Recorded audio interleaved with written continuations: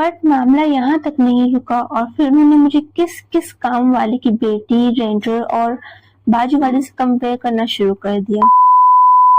अस्सलाम वालेकुम guys, this is Al Qamar है रांची से। ये मेरी सीरीज एक क्लाइंट ऐसे भी का एपिसोड 4 है। आज मैं शेयर करूंगी अपना पहला नेगेटिव मेहंदी एक्सपीरियंस। तो चलिए शुरू करते हैं।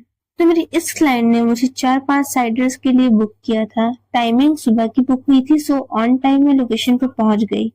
बट जिन्हें मेहंदी लगवानी थी अभी वो सब सो कर ही उठ रही थी। पूरे 1 घंटे वेट करने के बाद फाइनली एक लेडी मेहंदी के लिए आकर बैठी और मैंने उनका सिलेक्टेड डिजाइन निकाला। पर फोन चलाने से पहले ही उनकी पहली फरमाइश, मुझे मेहंदी थोड़ी ऊपर से लगानी है। मैंने कहा आपकी बुकिंग तो 4 फिंगर्स अबव पाम की हुई है, लेंथ बढ़ाने से चार्जेस बढ़ेंगे। तो फिर वो कहने लगी ऐसा थोड़ी होता है, लेंथ बढ़ाने से चार्जेस थोड़ी बढ़ते हैं। मैं मार्केट से लगवाने जाती हूँ तो वो लोग ऊपर से लगा देते हैं। अब हम लोग भर भर हाथ चूड़ी पहनते हैं तो मेहंदी ऊपर से तो दिखनी चाहिए। गाइस, उनकी मेहंदी सिर्फ 6 समय बुक हुई थी। अगर आपको इन सारी चीजों का ध्यान रखना है तो ऑब्वियसली यू हैव टू पे मोर। अभी मैंने उनका फ्रंट कंप्लीट किया, तभी बाकी लेडीज भी आकर बैठ गई और आपस में कुछ बातें करने लगी। उनकी डिस्कशन में फिर एक टॉपिक मेहंदी का भी निकल आया।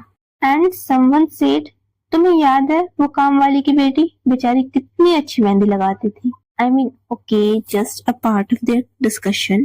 But then she continued कि आजकल तो इंस्टाग्राम पर सब इतने चार्जेस लेने लगी है।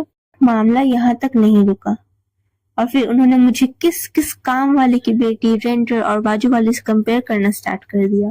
फर्स्ट मेहंदी कंप्लीट करके जब मैं दूसरी लेडी को मेहंदी लगाने लगी तो अब उन्होंने मुझसे डायरेक्टली कहा, तुम्हें पता है हम लोग किसी और आर्टिस्ट से मेहंदी लगवाते थे, 15 साल का एक्सपीरियंस है उसे, बट अब उसकी शादी हो चुकी है, उनसे डिजाइन सिलेक्ट करने की जरूरत ही नहीं पड़ती थी। उन्हें बस कॉल करके कहा कि कल मेहंदी लगवानी है और वो आकर लगा देती थी।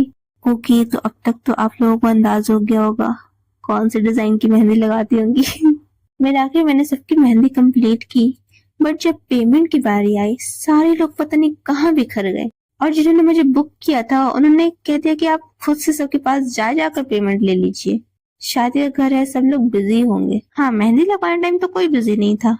एंड कैन यू इमेजिन, मुझे पूरे घर में चक्कर लगा कर अपने पैसे इकट्ठा करने पड़े। सीरियसली इकट्ठा करने पड़े अपने पैसे। सो ये एपिसोड यहाँ पर खत्म होता है। आप कमेंट सेक्शन में बताइए ऐसे क्लाइंट्स के साथ क्या करना चाहिए। And subscribe my channel so you don't miss the upcoming